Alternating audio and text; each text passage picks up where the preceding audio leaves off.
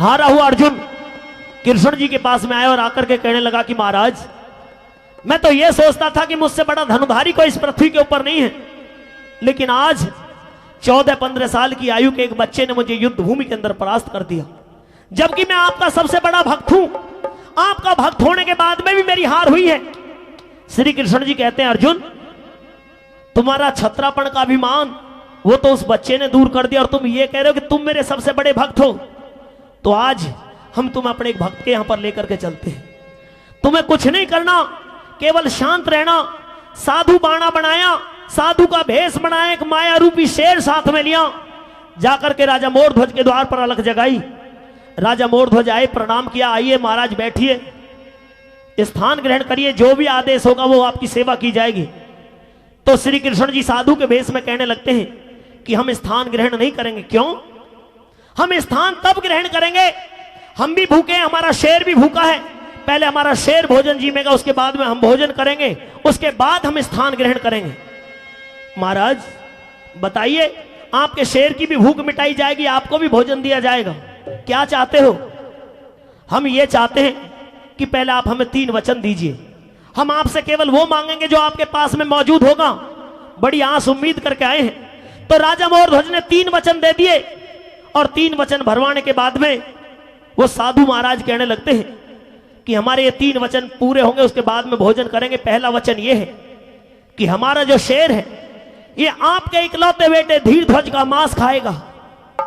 दूसरा वचन ये है कि आप राजा और रानी स्वयं अपने हाथों से अपने बेटे को चीर करके हमारे शेर के सामने डालोगे। और तीसरा वचन ये है कि पुत्र को चीरते वक्त आंखों में आंसू नहीं आने चाहिए, वरना हमारा शेर भोजन नहीं करेगा। जब ये 3 वचन सुने तो राजा मोरध्वज सहम दहम खड़े रह गए। महाराज, धीरध्वज के ऊपर मेरा अकेले का अधिकार नहीं है, पत्नी का भी अधिकार है। मैं एक बार घर सलाह लेकर के आता हूं, आप थोड़ा सा समय मुझे दीजिए। राजा मोरध्वज पहुंचे अपनी पत्नी रानी विद्याधरणी के पास में। रानी विद्याधरणी ने पति की हालत देखी, पूछने लगती है कि महाराज ऐसी क्या बात हुई, आप इतने उदास निराश क्यों हैं, आपकी आंखों में आंसू क्यों हैं?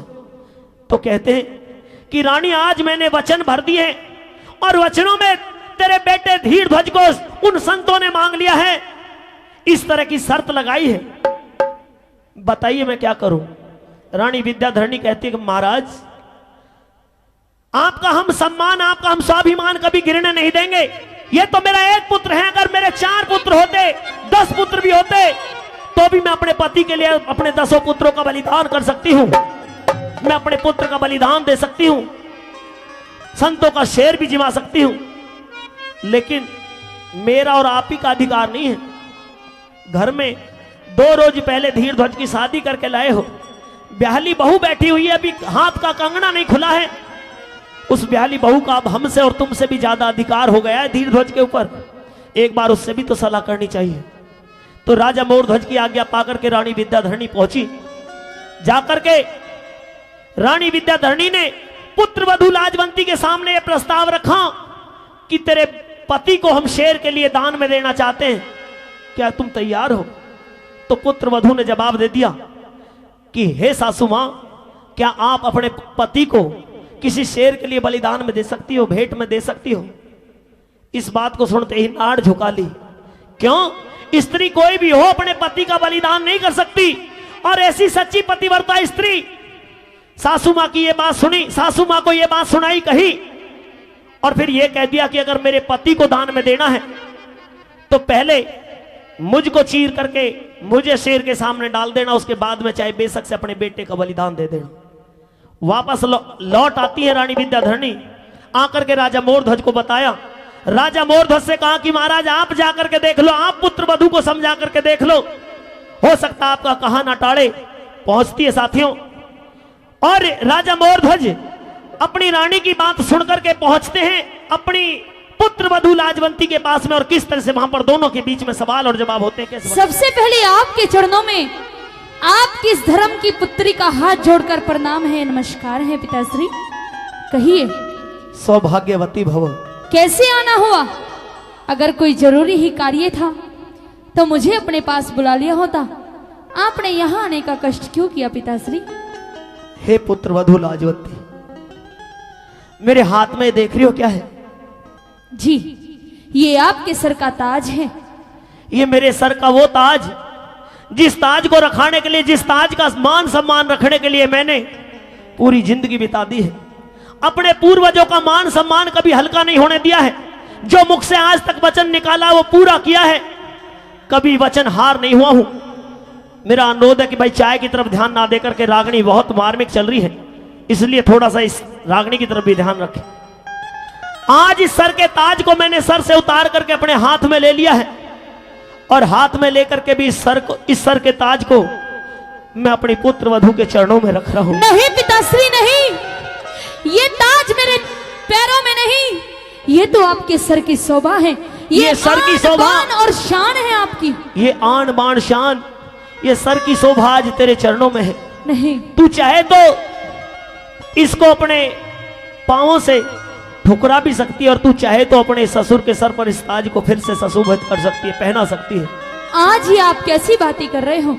आज मैंने वचन दे दिया, और वचन को पूरा करने के लिए मुझे तेरे पास में आना पड़ा है, तेरी जरूरत पड़ी है, इसलिए ये सर का ताज मैं तेरे चरणों में रख रहा हूं। वो तेरे पाया में धरूं ताज ने, तू आज राख दे मेरी लाज ने। हाँ तेरे पाया में धरूं ताज ने, आज राख दे मेरी लाज ने। तेरे पाया में धरूं ताज ने, आज राख दे मेरी लाज ने। तू बेटी में बाप तेरा, तेरे पाया में धरूं ताज ने। तेरे पाया में धरूं री ताज ने।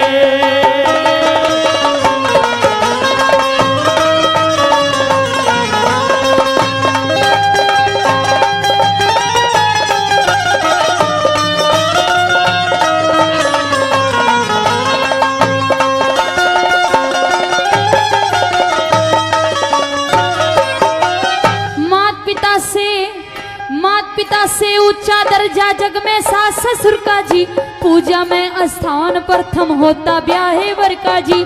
जाए से संस्कार मिल जा स्वर्ग बने उस घर का जी, जाए से संस्कार मिल जा स्वर्ग बने उस घर का जी, जाए से संस्कार मिल जा स्वर्ग बने उस घर का जी। हो स्वर्ग बराबर घर में तेरे, अरे स्वर्ग बराबर घर में तेरे, नरक बनावन आया बेटी। अमृत जैसी जिंदगानी में जहर मिलावन आया बेटी। भरा हुआ तेरी भरा हुआ सिंदूर मांग का मैं आज मिटावन आया बेटी। भरा हुआ सिंदूर मांग का आज मिटावन आया बेटी। हम मांगू दान पति का कर दे, तेरे आगे झोली भर दे। मांगू दान पति का कर दे, तेरे आगे झोली भर दे। बस इतना सवाल मेरा, तेरे पाया में धरूं ताज ने। तेरे पाया में धरूं री ताज ने।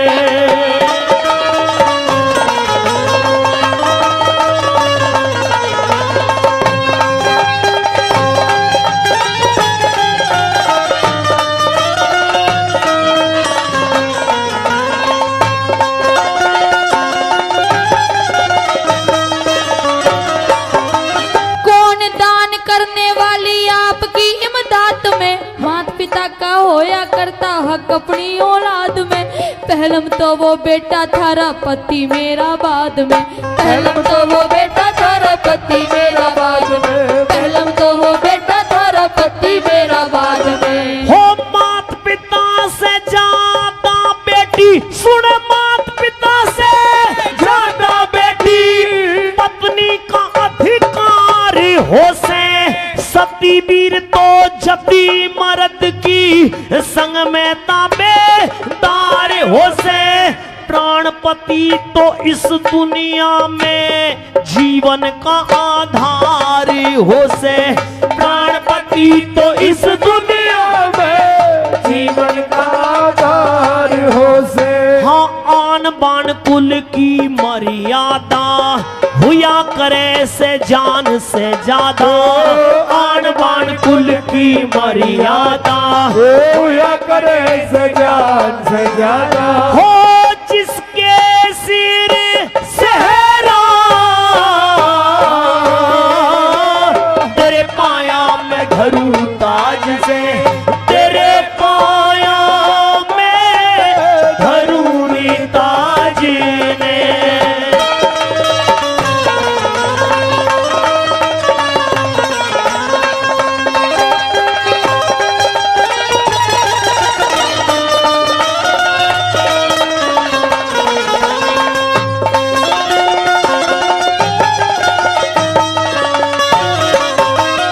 जीते जी ना घटने दूंगी थारे कुल की शान में।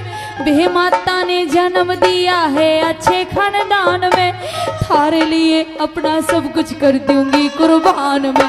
थारे लिए अपना सब कुछ कर दूंगी कुर्बान में। थारे लिए अपना सब कुछ कर दूंगी कुर्बान में। हाँ तान पति का करे के मारे हो तान पति का करके मारे कुल की लाज बचा दे बेटी जिंदगी भर ना भूलूं सर पे यो एहसान चढ़ा दे बेटी धीर ध्वज न दे घाल भेंट में भूखा शेर जिमा दे बेटी धीर ध्वज न घाल भेंट में भूखा शेर जिमा दे बेटी। अरे होनहार बलवान बतावे मानस की के पार बसावे होनहार बलवान बतावे मानस की के पार बसावे। यो कर दिस का फेरा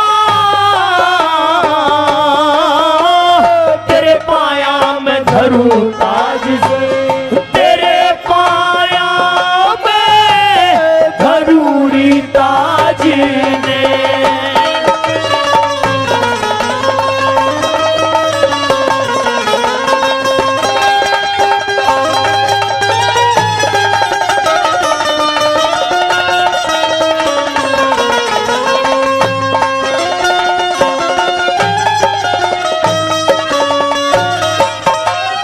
थारे अर्पण किया पति अपना फर्ज निभाना से। संतों वाला कहीं रोज का भूखा शेर जिमाना से। मेरे पति ते नहीं जी कहते मेरा मांस खवाना से। मेरे पति ते नहीं जी कहते मेरा मांस खवाना से। मेरे पति ते नहीं जी कहते मेरा मांस खवाना से। हाँ जिसने बेटी जन्म दिया तुझे हो जिसने बेटी जन्म दिया वो धन्य धन्य तेरी जननी माई फिर छाती से चिपका ली बहू आंखों के में आंसू लाई इंद्रपाल जोड़ी वाला गम से भरी करे कविताई इंद्रपाल जोड़ी वाला गम से भरी करे कविताई। अरे हे ईश्वर तेरी अद्भुत माया भेद किसी को न्या पाया हे ईश्वर तेरी अद्भुत माया वो भेद किसी को ना पाया। कदे पाट्या ना तेरा तेरे पाया में धरू ताज ने आज राख दे मेरी लाज ने तेरे पाया में धरू ताज ने आज रख दे मेरी राज ने। मैं बेटी तू बाप मेरा। ओ तेरे पाया में धरू ताज